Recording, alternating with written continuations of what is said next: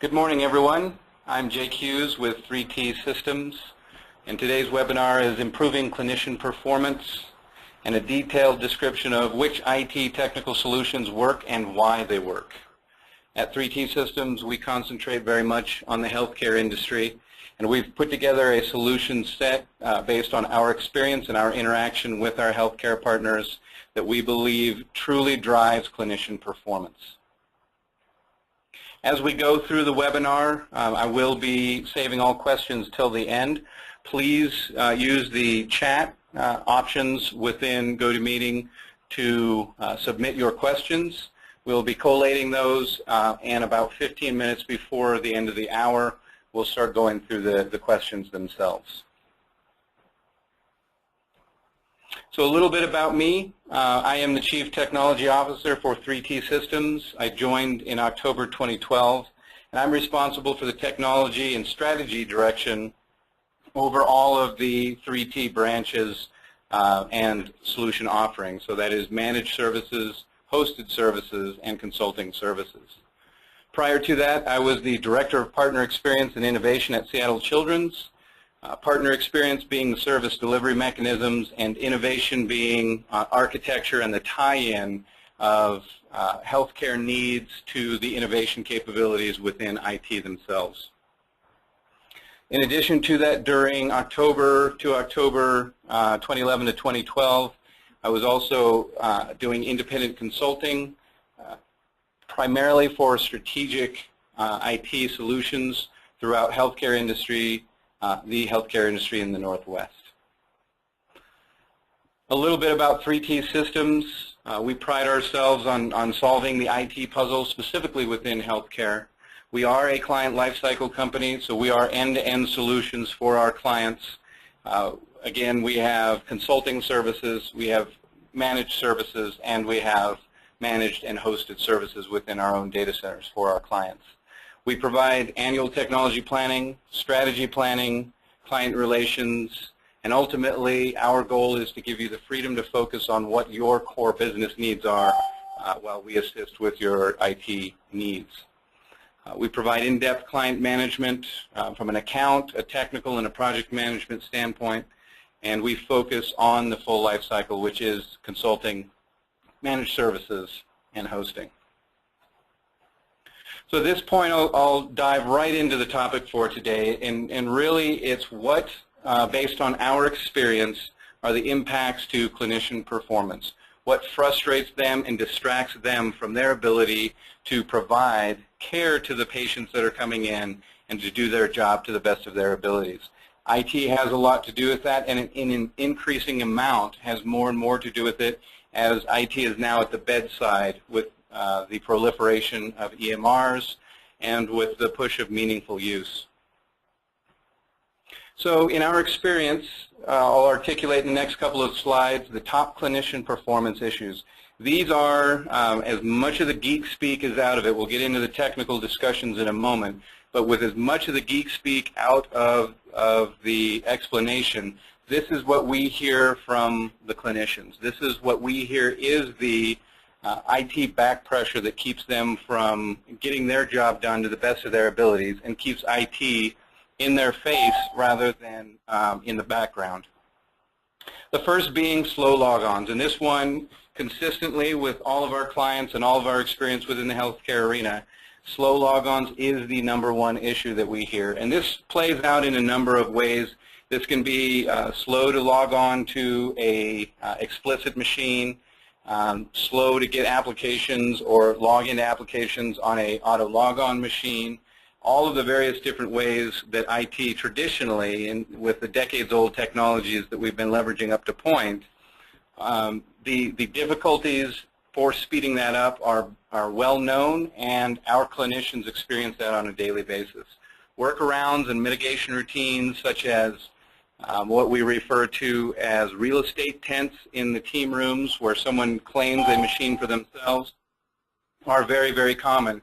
This is an example of our clinicians trying to get around the limitations that are provided by the IT systems. Second to that is consistency. We would expect each of our systems to be exactly the same, all of our applications to work exactly the same, but in the traditional distributed workstation and distributed application environment, this simply is not the case. Each system tends to be different. Settings that the user may personalize and customize to make themselves more comfortable don't keep from one workstation to the other, and sometimes aren't even possible with the lockdown of the systems that IT puts into place to try to bring a level of sustainability and a level of management to the environment. Typically that results in a loss of personalization from a clinician standpoint. This consistency gives them a constant stress pressure that we hear consistently of, again, IT is not in the background. I have to think about what I'm doing differently with every machine that I walk up to. Multiple application launches are a huge time loss for our clinicians out in the field. And the example I'll give from a workflow standpoint that we see most often is take the workflow of moving from a team room to an exam room. So there's typically 3 to 5 applications that are in use for that clinical experience. Those applications are opened in the team room, and the doctor or nurse may drill down into the context of the patient in all of the different applications to understand the encounter that they're about to experience. They then go into the exam room and have to log on and typically do the same thing. Launch those applications again, log into those applications again, drill back down into that patient context for 3 to 5 applications. Now when we relate this back to performance, commonly what we see is that experience of clinical care diminishes because of that burden. So rather than in the exam room reopening 3 to 5 applications, they may stick with just one application, the EMR, which may limit the education aspects and the clinical experience for the patient themselves, as they may not be shown a PACS image because of the amount of time that it takes. The limitation in these visits, anywhere from 15 minutes to half an hour, causes this back pressure to stop them from truly engaging with their patients with all of the technology that is at their disposal. Passwords, passwords, and more passwords. Every workstation, every application, every move from team room to exam room to exam room, or even back to their office results in them having to re-enter their password multiple times. Commonly, we see many applications using many different passwords, so there is no federation of passwords. So they are forced to remember and attempt to keep in sync many, many passwords. The typical top call that we see to service desk as we work with our clients and we analyze the workflow in their environment is locked out accounts. And this is because of that madness of the amount of passwords that they have to manage themselves, again, distracting them from concentrating on clinical care. Limited device compatibility is an ever-increasing issue within our hospital partners and our clinic partners. Typically what we see is as commodity-level devices such as the iPads and tablet devices proliferate, there is a lag time between our IT adoption capabilities and the user expectation that they will have these new commodity-level tools. Additionally, because we have the limited device compatibility, hospital organizations that have providers that rotate through and are not necessarily employees force those providers to adopt a completely different technology solution, often resulting in having both a personal or a machine from where they reside typically and a machine or an asset provided to them by the hospital. This results again in a certain level of back pressure that causes the clinician to think way more about how to get IT done and to learn way more about IT and to distract from that clinical experience. IT struggles to fix and keep things fixed. This is a very, very common scenario that we see where we have repetitive problems in the environment that are inherent to a distributed workstation and a distributed application environment.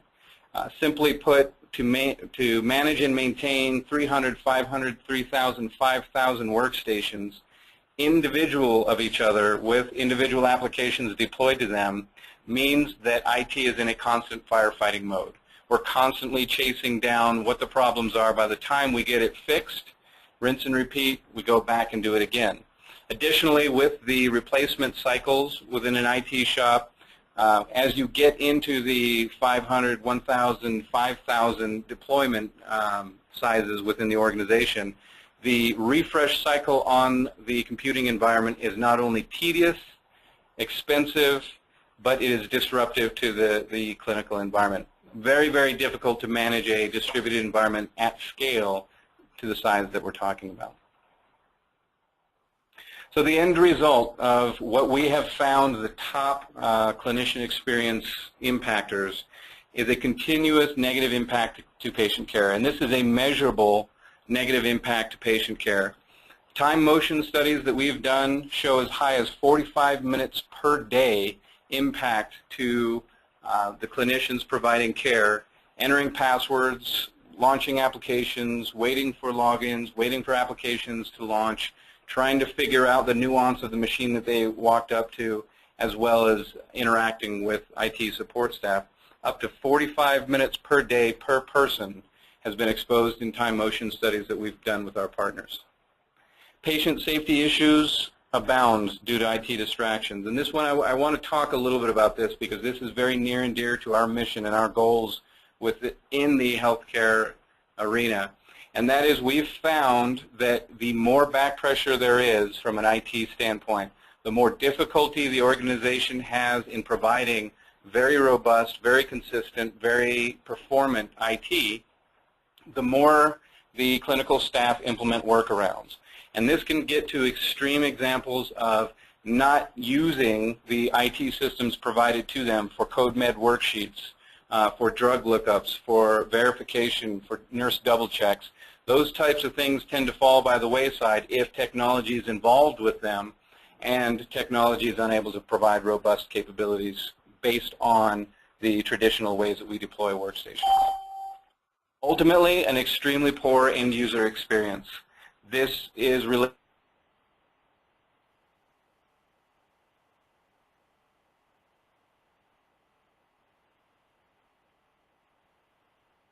from their patients and the mission that they have to provide clinical care. IT puts out a patchwork of very expensive solutions, many of them insufficient or leveraged to a very small degree.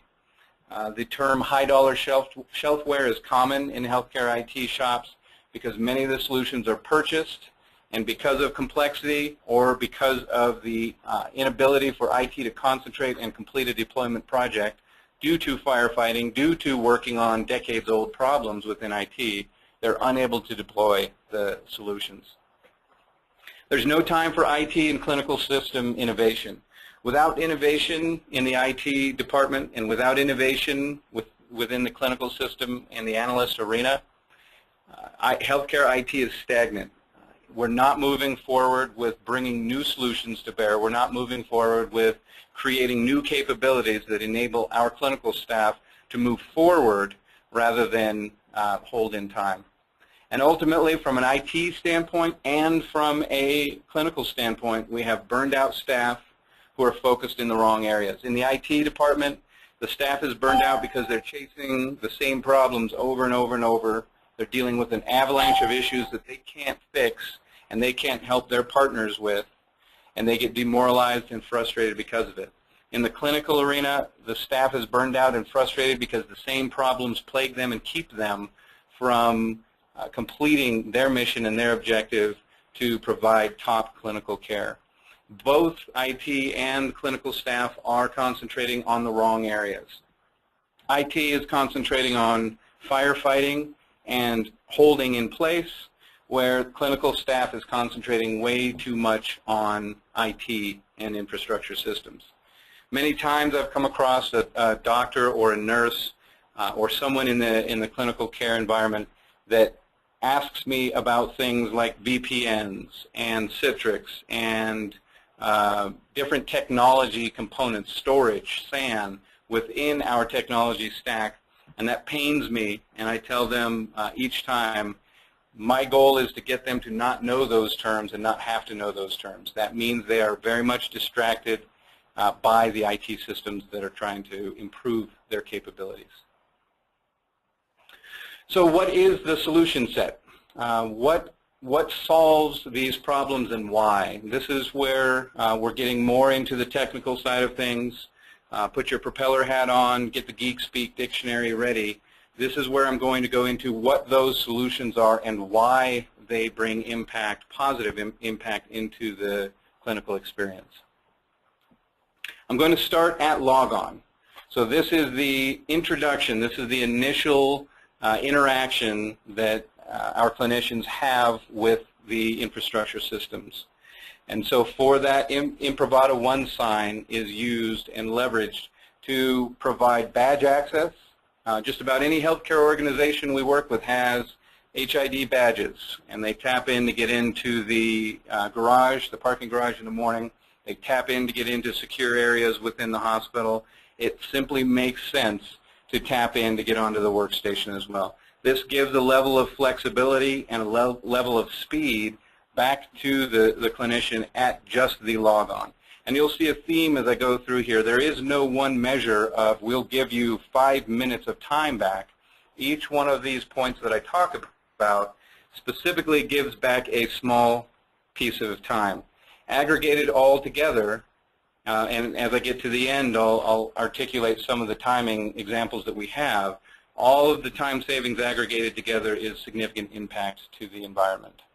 On the badge access, I do want to stress that the side effect from an IT standpoint and a compliance standpoint is this gives us added layers of security. This gives us two-factor security within the organization rather than just from the outside.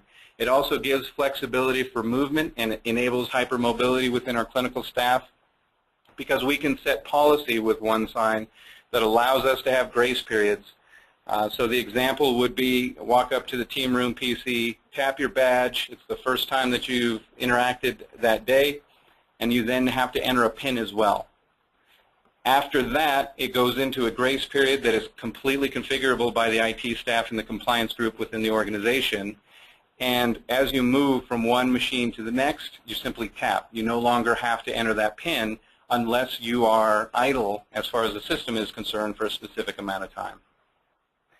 Part and parcel to that is single sign-on. I've added it here as the introduction to the user experience because the Imprivata single sign-on solution provides access into applications, management of those usernames and passwords with deep integration into the Epics, the Meditechs, the Cerners, all of the top-tier EMRs. We can directly interact with those applications as well as provide username and password to all of the applications that we manage as the IT portfolio. This also improves security because the common side effect of having too many passwords is passwords become weaker and weaker so that they're easier to remember. Secure workstations automatically. One Sign also has the capability to, as a clinician walks away from a workstation, to automatically secure that workstation. This is another stressor within the clinical environment, and that is that HIPAA and regulatory compliance is driving the need for extreme levels of security and privacy. So those workstations in public areas such as emergency departments or in areas that a patient, a family, or a third party could walk up to if it was unsecured and gain access to the system or to information, those would be automatically secured as the individual walks away from the machine. I'm now going to transition to the device that is used to access. The traditional environment is a PC with fans and moving parts and replaceable parts and clicking hard drives. This is the typical scenario that most organizations have right now. It causes issues from a device support and replacement standpoint. It causes noise issues in patient rooms, especially inpatient. You get this constant hum from the fans. You get this constant interaction from the hard drive spinning and clicking to the machine making noises, maybe going into standby and coming back out of standby. So the Zero Client is one of the key components for us, and we believe that a strategy and a solution set such as what we have should get you out of the desktop management business as much as possible. It should reduce that overhead that is the workstation environment throughout. So for that, we interface the Imprivata one sign, the tap and go and the automatic secure, with the Wyse Zenith Zero client. Wyse Zenith is now the Wyse Zenith 2. It is the second generation of Zero client, and it is a pivotal component of our solution stack because it takes the desktop, it takes the thin client, which you still have to manage with non-traditional means, off of your desktop, and provides you an appliance-level device that does one thing and does it well. It delivers your virtual desktop to you. The Zenith is made for Zen Desktop, and it clearly shows. It is extremely rapid as far as deployment. It is extremely battle-hardened, no moving parts, and lasts from 7 to 10 years from an asset standpoint. Out-of-the-box functionality is simple with these. Pull them out of the box and plug them in. This is a very pivotal portion of the discussion because, again, we're getting into time savings and how can we get clinicians up and running and working faster. And this out-of-the-box functionality is so simple. We have clients and we've worked with individuals that have put the Zero clients in the desk of the unit manager or strategically placed them to allow, in the event that one of these were to fail, a field replacement by the clinical staff. So they can be back up and running in 5 minutes rather than waiting for a desktop technician to respond and having to move around the broken piece of equipment. This is very critical for the high-octane environment such as the emergency department, where even 5 minutes lost time is a potential patient safety issue. They're plug and play. I hear a lot about I can't use Zero client because I can't plug devices into that. And I'm here to say that you can. Just about every device that you use in the environment will plug and play, just like you had a laptop sitting on your desk. When you plug something in, it will be recognized by the operating system running in the private or public cloud. Green computing. Many healthcare organizations have green computing initiatives. Even if they don't, the difference between 7 watts and 70 watts, which I think is low, typically I've seen anywhere from 80 watts at idle to 120 to 160 watts under load. The difference is huge, especially at scale. So if we take 1,000 Zero clients at 7 watts each versus 1,000 PCs at 70 to 140 watts, how much does your power cost? It's not a direct give back to IT, but it's a give back to the organization and a very responsible initiative. There's little to no tech time. So again, hardware troubleshooting is eliminated. No longer do we have desktop technicians spending their time replacing hard drives, trying to get broken operating systems to work, trying to reinstall applications, trying to hunt and peck the machines that are causing clinician disturbance. They are technician-free replacements, as I articulated a moment ago, that take less than 5 minutes. From here, I'm going to transition into the software backing the user experience itself. So we're transitioning away from the hardware, where we had Imprivata to quickly get into the machine and secure the machine when we walk away, to the Zenith, which decreases deployment time, is much more consistent and much more stable, and allows in place or field replacements to keep disruption time to a minimum. Now we transition to how we deliver the desktop and the applications to the users. This is done by Citrix Zen Desktop and Zen App in combination with each other. And there's a pivotal technology that we leverage within the Citrix stack, which is provisioning server, and we use it both for Zen App and Zen Desktop. So provisioning server, very quickly, is the heart blood of what we do here. And I'm going to spend a little bit of time on this because it's a very critical concept and it's a very pivotal technology to our solution set. So provisioning server allows us, take the desktop as an example, to create one single central image that everybody uses. And the concept here is that we take that image and we perfect it, we certify it gold, just as we would in the traditional desktop deployment methodology. We configure it, get it locked in, user acceptance testing complete, and it is our gold image. We then simply release that one image, and every machine that boots, be it a virtual desktop or a fully loaded Citrix Zen App server, every machine that boots is based off of that image. Key here is when you reboot, you get a refresh. So this is about as close as we can get to a self-healing application and desktop environment, in that when you log off of your virtual desktop, your Windows 7, Windows 8 virtual desktop, the system automatically reboots it, which automatically reimages it, which means that it is ready for the next person exactly the way it was the day that image was certified gold. Same with Zen App. With Zen App, we can get 400, 500, 600 individual executables on an individual Zen App server. To scale that out to 50, 100, 200 machines is very difficult, because you're finding a needle in the haystack to determine which machine is misbehaving. What we do with provisioning servers, we set up reboot schedules that effectively re-image your entire Zen App environment on a nightly, weekly, or bi-weekly basis, depending on your environment. While engineers are asleep in bed, the environment is re-imaging itself automatically, exactly the way it was the day we certified that image gold. The other key component here is Patch Tuesday. Many of the environments that we interact with, patching is kind of a chase your tail game, and there's always a acceptable percentage, and I kind of cringe at this, an acceptable percentage of failure within the environment to get patched. Provisioning server takes care of that, in that we patch that one single central image, reboot our environment, and everything is now fully patched with 100% patch penetration. What this gives to the end user, this speaks to the consistency. This gives them a very consistent, very clean, if it worked yesterday, it will work today environment. This gets them out of the business of trying to figure out, well, this machine is misbehaving, should I jump to another one because maybe it won't be misbehaving. Critical to that is streaming applications. I'll briefly go over this.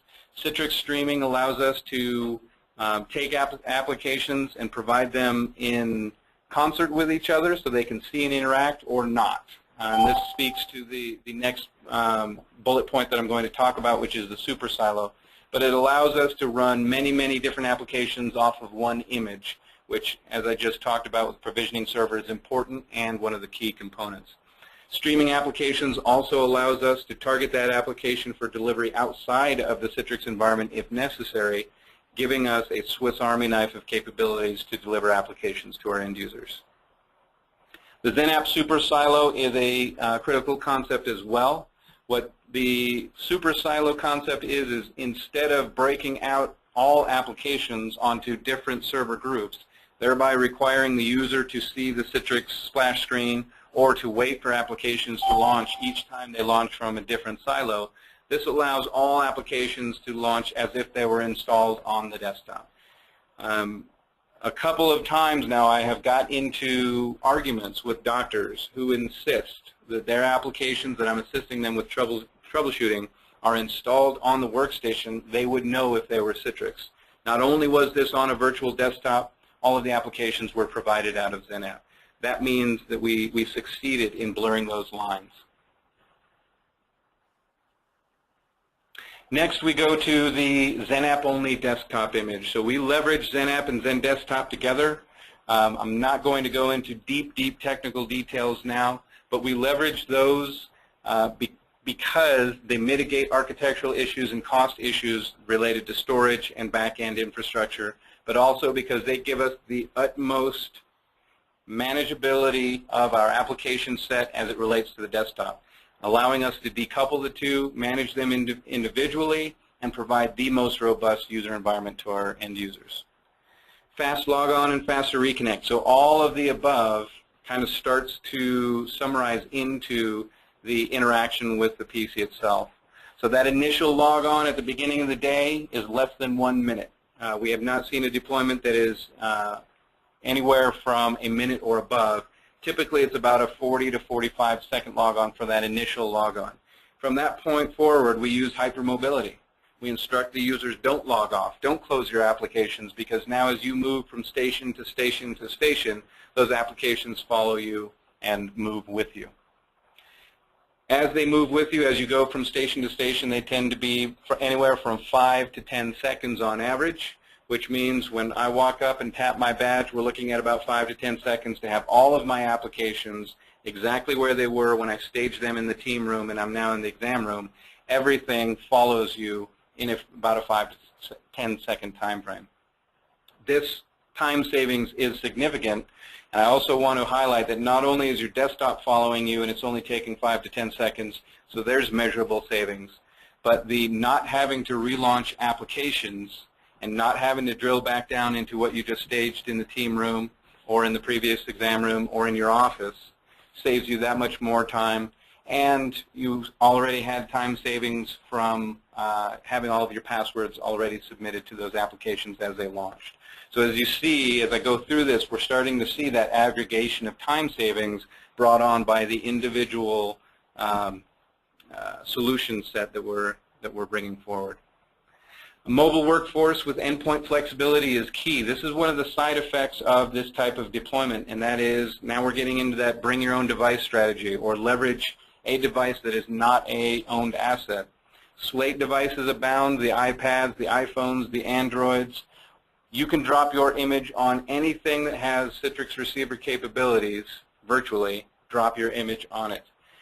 If they have a device from another organization, all it needs is the Citrix client, and they're off and running with your fully managed, centrally hosted Citrix image. So I've talked about, quickly talked about the application delivery mechanism, the desktop delivery mechanism. Now I'm going to get into a little bit of consistency and the answer to some of the issues that come about from virtualizing users, applications, and desktops. So for this, we leverage AppSense Application Manager.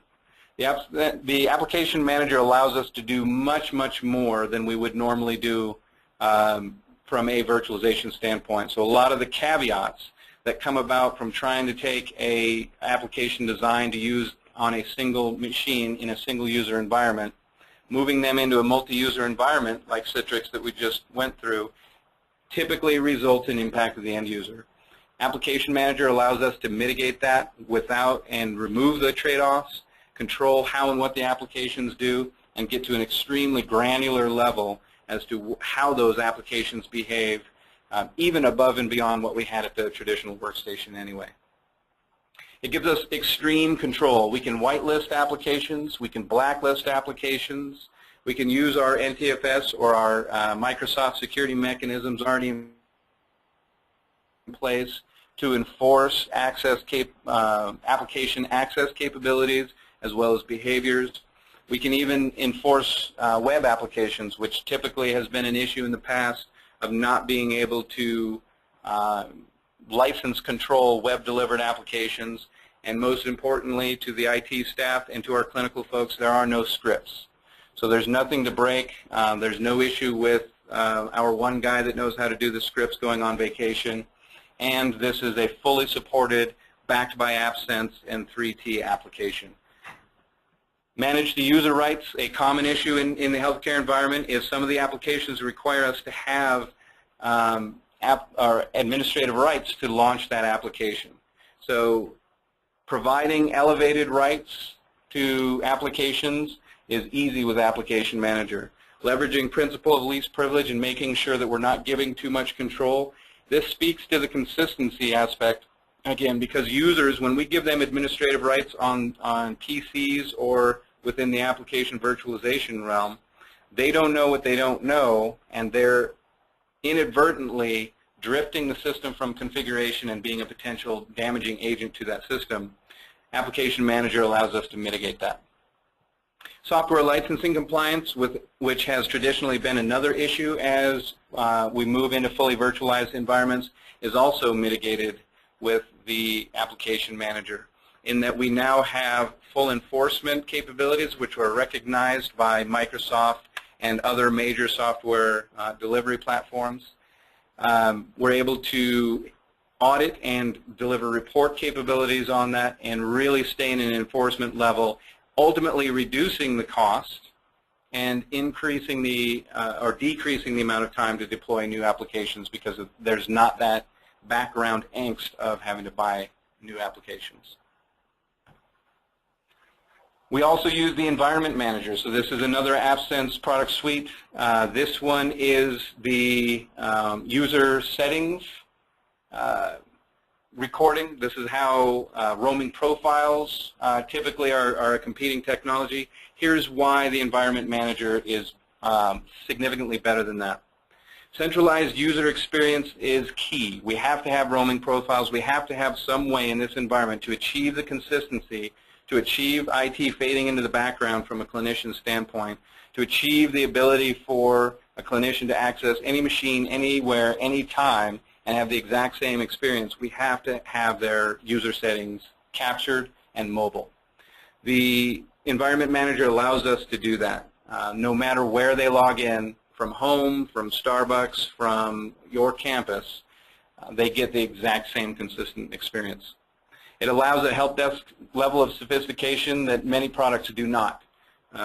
With those profiles, and I can continue to refer to them somewhat as roaming profiles, but I'll call them AppSense profiles. With those profiles, there are user snapshots, which means we have rollback capabilities. If it was working yesterday, our help desk can roll it back and it'll be working just like it was yesterday. No more profile corruption and deleting profiles and having users set their applications back up from scratch again. The help desk has the ability to restore you to a known good state very easily, and there's self-healing capabilities built into the Environment Manager that catch some of the common issues as what would typically be profile drift or profile changing, and fixes them automatically as the help desk sophistication increases. User self-service empowers those users that would like to complete the fixes themselves or interact with their snapshots or interact with their own environment at a deeper level. It empowers them to do this, providing the flexible tools and the deep customization all the way out to the end user that many, many products do not do. And further, it's smarter architecture. Putting my propeller hat on, it reduces the performance impact to Citrix from peripheral infrastructure. If a file server goes down, if the network is congested, the Environment Manager provides all of the environment necessary for that customized desktop and application experience directly to the machine that the user is logged into. So their performance is somewhat in a bubble.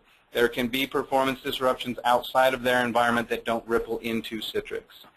Has significantly improved HA capabilities, and it's important to note that it's cross-platform. So many of the transformation projects that we run moving to this virtualized environment in this solution set take more. There is no big bang here. This is a progression through this maturation process, and the AppSense Environment Manager allows a level of control to be brought to the environment that is still existing, the legacy environment, to stop the bleeding and stop the issues that are proliferating through the environment now, and dovetail into the new environment and allow those levels of granularity and control as the new world is deployed. Now I'm going to jump all the way back to the data center. And this is where IT capabilities and the amount of cost of ownership that IT has within their stack is significantly improved, allowing them to concentrate more on the innovation and the true problems within the clinical environment. So Cisco Unified Computing System, known as Cisco UCS, is the solution set that we recommend and typically deploy with this solution. It's got the highest density capabilities from a RAM standpoint. It leverages all of the new Intel architecture capabilities and allows us to treat today's highly complex, highly variable virtualization loads with the utmost technology and the utmost performance. We can get much higher density with the Cisco UCS system than we achieve with others, and we believe that it is a key ingredient to take the cost of ownership out of IT and free up from a management and capacity standpoint. Rapid deployment, this is a key component. If we jump by 200 users in a typical or a traditional workstation environment, that is commonly weeks worth of configuration and planning and deployment. With the fully virtualized environment that we're discussing here, simply putting a blade into a blade enclosure, a UCS blade into a blade enclosure, allows us to scale by that capacity. This is made possible by the service profiles that Cisco has, which set them apart from other manufacturers. And simply put, you place an order for a blade. Before that even ships, Cisco typically provides you the identity of that blade. You enter it into a service profile on the blade enclosure. When it arrives, upon plugging it in, the BIOS is upgraded, the settings are all changed, the personality of that machine is changed to, be it a hypervisor, be it a Zen App server, whatever role it plays. The deployment is done before that thing even hits the configuration is done before it even hits the dock. Firmware and driver updates are made easy. This is a little bit of a tie back to what I was just talking about, and that is simply deploying into a service profile. You'll get the exact same firmware, the exact same drivers, the exact same profile on that machine.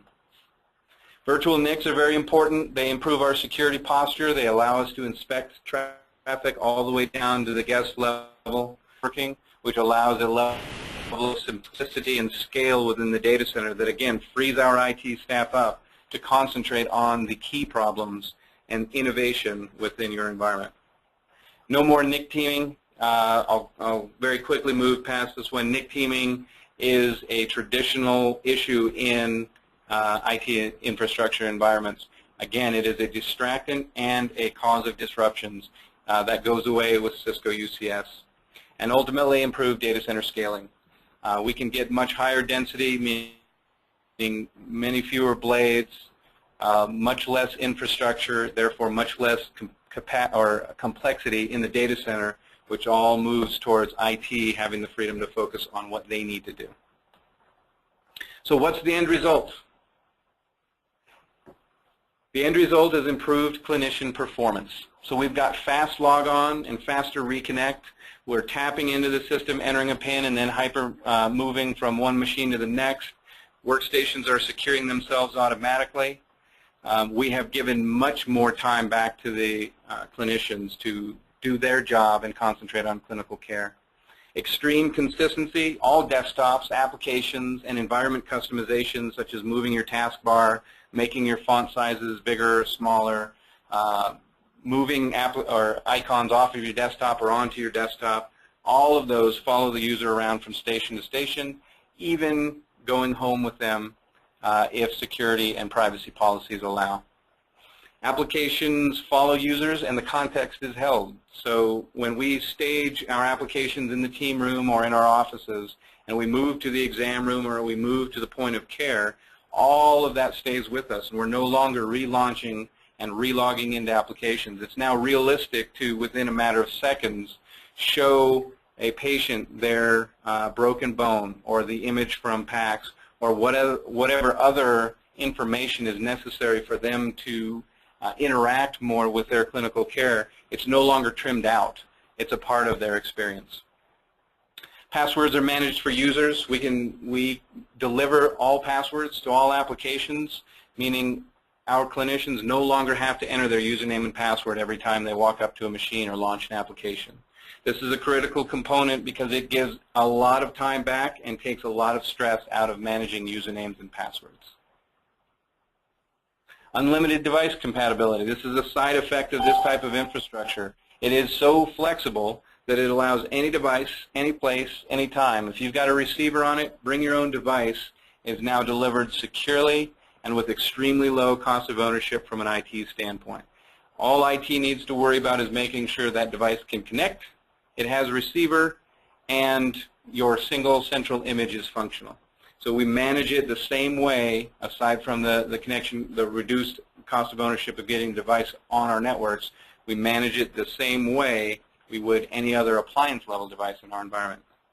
Consistent, predictable performance. So IT becomes an afterthought. This is when the clinician is no longer thinking about IT and thinking through how IT works. We're truly becoming the Wizards of Oz at this point, and we're just back behind the curtain doing our job. The clinicians are freed up to concentrate on clinical care. It allows IT the freedom to innovate. It allows them to work on business and clinical critical problems, not just traditional problems that we've been dealing with for decades. They're freed up to work on core business innovation and to truly make clinical delivery better and to bring a higher level of sophistication into their IT environment rather than firefighting and dealing with the traditional problems. So with that, I'm going to end and take some of the questions that we've got out there. We've got about 10 minutes. Looks like they have come into my area here, so I'm going to take a look. Looks like we have no questions. I've got one. Sorry about that. I do have one question here. So the question is, can I talk about Dragon and PAX and concerns in this type of a platform, in a virtualized platform? So first I'll take Dragon. Dragon, naturally speaking, is what most of us are used to. That is kind of the PC level, the PC-based environment. In a fully scaled clinical environment, we would typically be talking about Dragon Medical 360 Network Edition. That is kind of your enterprise edition. So even in the scenario that we talked about with 0 clients and with Zen Desktop and Zen App separated from each other, the Dragon, naturally speaking, works very well. While there are very small delays in some operations, the interactions with the microphone, the dictation capabilities, even over an internet connection, and I'll pause there, we can't guarantee internet connection, so if there is latency, there may be a slight delay in the translation of speech to text. But it does work well, and we have deployed it in other scenarios. The microphones themselves, which are typically the Power Mic 2s, that's the full control microphone, also work in that same environment with a 0 client into Zen Desktop and into Zen App. So it is very much used and supported, and I have direct interaction with Nuance, who now puts out Dragon, with their engineers, and we have made great strides together in making it a much, much more supported environment in Citrix. So we have done it. It does work. As far as PAX, the concerns on PAX are somewhat black and white. And those of you that know PAX, that's kind of pun intended. The environment that we have in PAX is split into 2 specific areas. One is diagnostic quality imaging. The other is reference imaging. The diagnostic quality is typically controlled either by regulatory, by FDA, or controlled very carefully by the radiology groups or the organization itself. So there is no virtualization being proposed for diagnostic quality due to the hardware requirements, the color depth and resolution requirements for diagnostic quality. So that would be outside of that specific virtualization suite of products. However, the reference imaging, and this is where I talked a bit about it before, of showing a patient their broken arm as an example, or whatever image was captured, that is absolutely supported. We have experience with numerous PAX software suites. An example I'll give is GE Centricity. Centricity Workstation we've virtualized into the Zen App environment, and flipping through slides, using the magnification capabilities, all of those work very well. And I've had numerous sign-offs from the radiologists, which are tough customers at times. They have done user acceptance testing and found that it functions well enough for them to use as a diagnostic quality. Reference quality. It looks like that is. I got a couple more. So we're at 12:54. I want to be respectful of time, so we'll go for about 6 more minutes. Any additional questions that come in, we can address afterwards when we post the webcast. We've got the next question, which is, can you describe this approach for a 150 desktop shop? So that's a very good question, because what I've presented here today is what we would consider the ultimate solution for just about any organization. However, there may be scale with an organization at 150. There may be portions that we size down or reduce because the complexity is overall reduced. So one example of that is rather than using both Zen App and Zen Desktop in a very small environment, we may just use Zen Desktop. We would still use the Imprivata suite. We would still use the AppSense suite. We would still use everything else, but there's very minor tweaks that we would make to it to ensure that it was scaled down to that level. I will say, though, the overall solution in and of itself is scalable from a small number of users all the way up to hundreds and thousands and tens of thousands of users. So it would work very well even in that 150 desktop shop, and it would have the same gains that you would have even in a large environment. I have another question. What roadblocks in a resistance did you experience at Seattle Children's with this solution, and how did you overcome them? So how did you get buy-in ultimately? This, I'll tell you, was one of the most surprising components of the deployment that I did at Seattle Children's, and that is that typically in an environment a clinical environment where you're changing the way the desktop and the applications are delivered, change as a whole in healthcare is bad, even when it's good. For patient safety and for the ability for our clinical staff to provide what they need to provide, consistency and commonality is key. So we were very nervous about this. We put a lot of effort into creating a deployment plan that worked well with our clinicians. It's the same deployment methodology that we use at 3T, and it resulted in the adoption rate being so high that rather than the traditional make me last on the deployment, I don't want to get the deployment until everybody else has it, we had our clinical departments and our units scrambling to be the next ones to get it. So we hit the target very well. There's always something that can be improved. The way I say it is fast is the new slow. So even as we improved performance, that became insufficient a few weeks later. We can expect that. But the overall adoption was high, and it's because we put careful architecture and careful thought into the deployment, and because we've spent a decent amount of time really understanding workflow in our environment, really understanding how our clinicians used it, and tailoring this Swiss Army knife of products that we have to the end users themselves.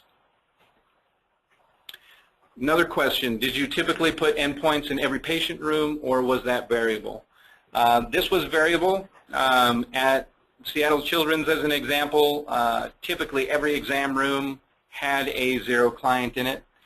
With other clients that we've worked with, it may be just in the team room and either a fixed device outside of the room in the alcove areas, or a mobile device, which is much more rare. That'll be a topic for another webinar, but a mobile device may have been leveraged there. What I'll say is the flexibility that the zero client specifically gives us is such a small footprint. You can literally mount it on the back with a mounting bracket, mount it onto the back of a monitor. So your footprint is keyboard, monitor, and mouse, and they're wireless. They have a wireless model that works very, very well, meaning we don't have to drag copper to every location that we want to put it into. So I've seen both. The more common that I'm seeing is interaction in the exam room, and because of the limitations that we have from an EMR standpoint of mobile devices, it's common to have these devices in the exam room. It's much more common now with an infrastructure like what we're talking about here, because the time to interact is reduced so much and the consistency level is so high, it's almost something they expect. Of course they want to interact with the EMR in the exam room, and it's quick and easy to do so. Okay, we are at time at this point. I appreciate everybody joining. I truly hope that this was educational and that you got something out of it. Don't hesitate to reach out to any of us at 3T. We're happy to discuss more and to answer any other questions that may not have been answered on the webinar today. We appreciate you joining. Have a great day.